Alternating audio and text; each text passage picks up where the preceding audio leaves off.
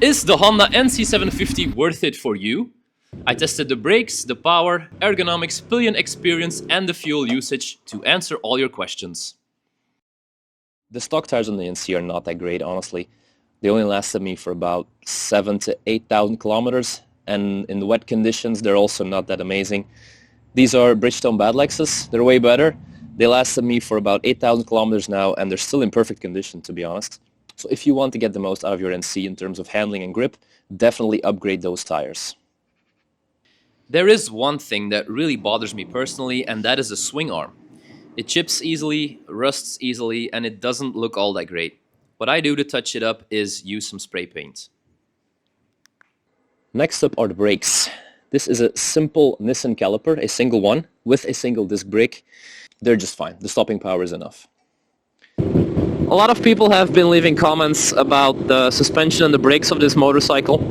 In order to test the brakes, I'm going to test this bike versus the CB1000, and I'm going to do it for 2 speeds. So 50 kilometers an hour, do an emergency brake, an emergency stop all the way to 0, and then also from 70 kilometers an hour. That way I'm thinking that you'll get a pretty good idea what the braking performance actually is like, and you know, even it's quite extreme comparison because it's a single brake disc normal caliper versus Brembo's. So just 50.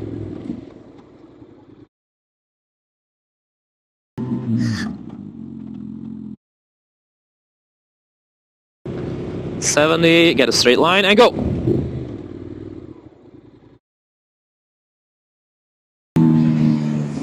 Let's do that again. 70, get a straight line and go.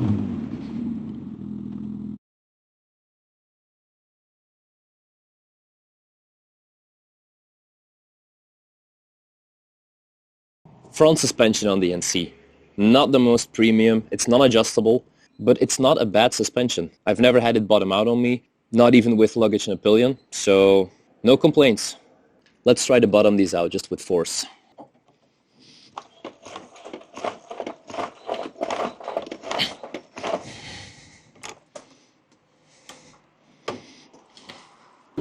If you are looking to upgrade your suspension, HyperPro does make some great stuff for the NC.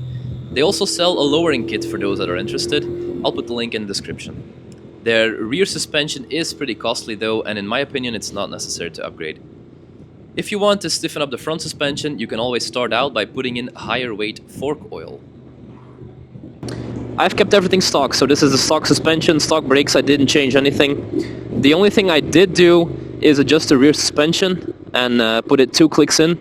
And with the 2 extra clicks, we went on a holiday trip, me and the wife, the bike fully loaded up with luggage. And the suspension really did a great job. I was actually amazed at how big of a difference it was.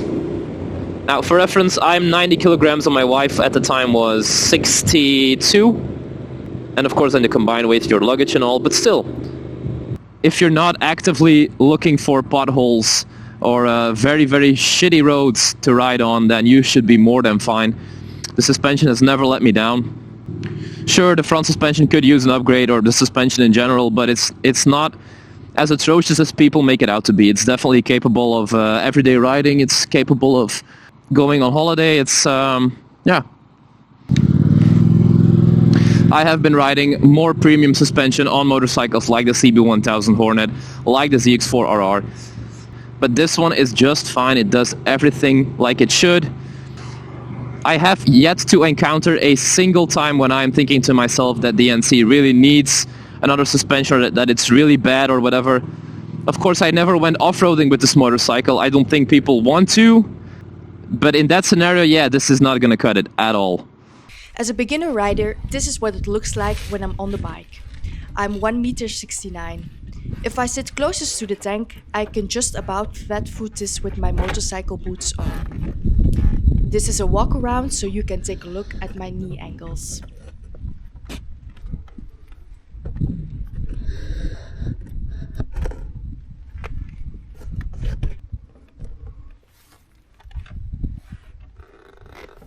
For me, as a woman, it's a bit of a heavy bike, even without luggage. But when the ground is flat, it's doable. With full luggage and an uneven surface, I think it's going to take a lot of my effort. Some people think that they will regret purchasing this bike simply because of the combination of the weight, it's a pretty hefty boy, combined with the lack of power. It only makes around 60 horsepower and the DCT version is 225 kilograms, I believe. Of course, the big question is this motorcycle really boring? Does it lack power? Or is that simply something people say when they just read the specs? Because indeed, on paper, this is nothing to be excited about. In my opinion, it does not lack torque. I'm gonna mention a few motorcycles that I have owned and ridden that I can compare this with. I had an MT-09 that was fully tuned with an exhaust.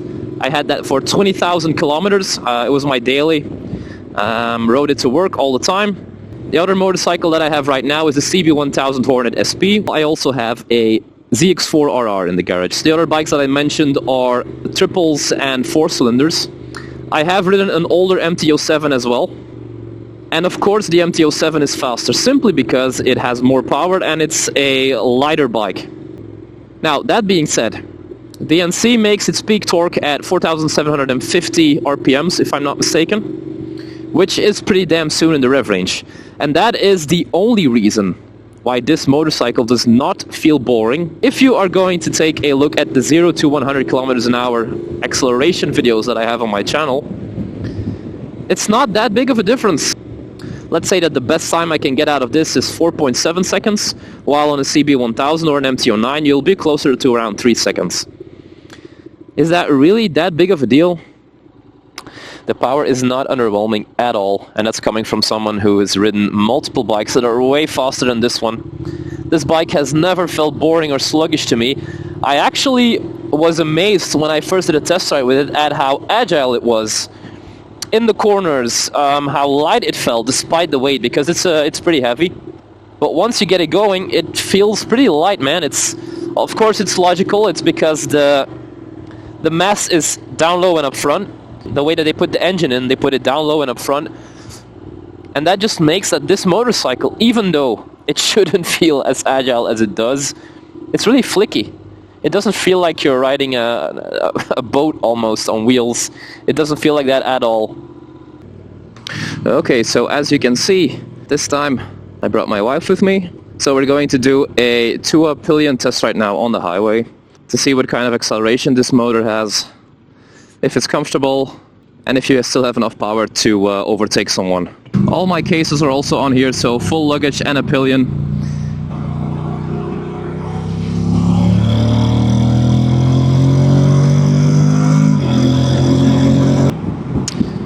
Okay, so let's say we're riding right now at 120 kilometers an hour in 6th gear and we are in a dangerous situation. Sport, DCT, Pillion and full luggage.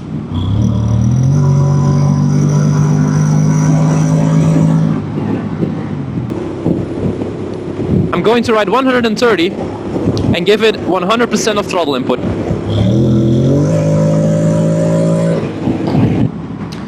You do notice a difference in power if you're riding with the Pillion versus without, which is to be expected, because right now we are really pushing the 60 horsepower that this bike has. It's no 1000cc power, but it will get you out of trouble. What I will say is this: if you want to get the most out of the NC when you're riding with a Pillion and with luggage, I would definitely recommend to put it into sport mode, or you can also set up the user mode to your own liking, so you can adjust traction control and the engine braking. Because in sport mode it might not be ideal for all situations. In standard it's doable. It's not that it's not doable, but if you want the most amount of power, I definitely recommend putting it in sport or user mode, since the standard mode doesn't give you all the power that the NC has. And when you're only working with around 60 horsepower, you need all the power that this bike has. If you're going to put extra weight on it and a Pillion and luggage, then yeah. If the rider is on the bike with luggage and you're not that flexible or have hip issues, it's not going to be that easy to get on. In that case, the rider should get off and hold the front brake for you. If you have a top case, I highly recommend getting a back seat for it. It makes all the difference for a Pillion. The rear seat gets uncomfortable after about an hour, but with an air hog seat it's great. The way that our bike is set up here, it's very easy to go on long trips. One of the main reasons I bought this motorcycle was because of its frugality. I think we have all heard that it is a very fuel-efficient motorcycle. And as you can see on my display right now, my usage is 4.5 liters per 100 kilometers over a distance of 206 kilometers. I am always in a bit of a rush to get to work, so that's also one of the reasons why my fuel usage is a bit higher than normal. But I am going to have to get some gas soon. And then I can give you an idea of what this bike actually uses when you're just touring around. Because of course a lot of the efficiency of a motorcycle is dependent on how you use it and the amount of gas that you give, the riding modes that you're in and whatnot. As you can see, the way to get gas on the NC is that you have to lift this up. Now this can be a hassle at times, especially if you're riding with full luggage and a passenger. Kind of annoying that you always have to lift up your rear seat to get gas into the motorcycle. The way to get the most out of this motorcycle is to just keep it in standard mode in DCT and be very gentle with your gas inputs. The best that I personally ever did was 3.7 or 3.8 liters per 100 kilometer. That's the best I could ever do. Real life conditions, I would say that you're gonna be anywhere between 3.5, 3.6 and 4.5 or a bit more, depending on how you ride this bike.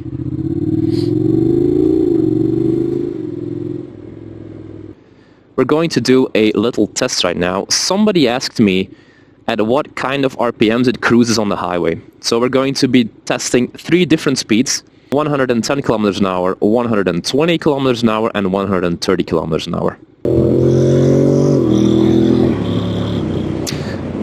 Okay, highway cruising. And right now, I don't know if you can see it on my screen, but I am sitting at around, I'd say 3,200 revs.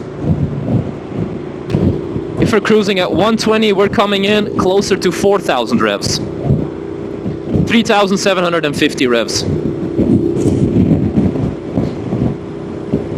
If you're cruising around at 130 in 6th gear, you are bang on 4,000 RPMs. So 3,250 to 3,500 when you're at around 110, 3,750 when you're at 120, and then 4,000 when you're at 130. Another thing people are always asking about is the light that comes up in the top right corner of the display at times. As you can see, this one. It went from aqua to green, now it stays at green. Now it has to do with, these color modes have to do with how you ride the motorcycle, but also the shifting points.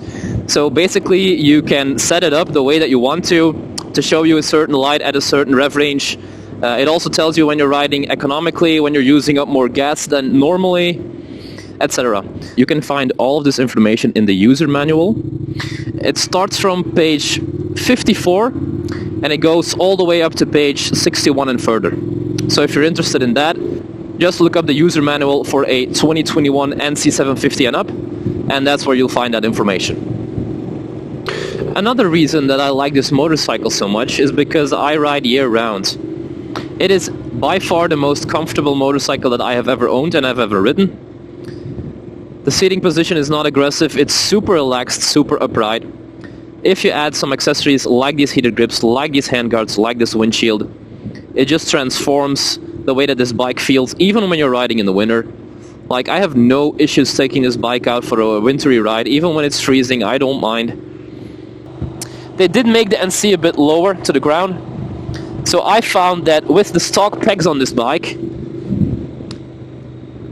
they have these little, I don't know the English name for it, I'll show you, but the part that sticks out on the side is this long metal rod almost, and that just constantly scratches if you're taking your corners a bit more aggressively. But I found a way around that. I adjusted them to SW Modec pegs, and I added a short metal rod. And right now I can take my corners pretty damn low, especially for an adventure bike, and I don't have the problem that it scrapes anymore. So, you know, that's the way to get around that. From all the motorcycles that I have owned and currently own, if I had to sell all of them and only keep one, I would keep this NC, and I think that tells you everything that you need to know. I am someone that loves sporty bikes, I love cornering, I love accelerating, but I also love simplicity and comfort, and I'm serious, if I had to pick one, this was the bike that I would keep. 100%. There's not a single doubt in my mind. When it comes to power and looks, sure, I'm gonna miss the other bikes, but am I... There's a bird on the road. But am I really gonna be missing all that much? No. No, I'm telling you, I'm not gonna miss anything from those other bikes, other than the adrenaline that they give me when I'm... But look, it still pulls. It still pulls. It has enough power. If you have never tried this motorcycle or never really, you know, put it in sport and actually accelerated it and done corners with it and whatever, you can't speak on this. On paper it's boring and it's slow, but in reality it is not. I'm telling you, it is lovely to ride. It is lovely to ride sporty. It is lovely to chill on.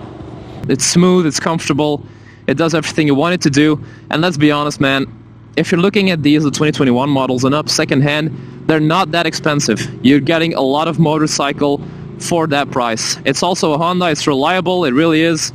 If you're someone that has been looking to buy this motorcycle and had some doubts about it, I hope that my video helped you to make your decision. It really is a great bike, trust me. The overall package that this offers is, in my opinion, unbeatable. Please like, subscribe, and comment, and I'll see you on the next one. Take care.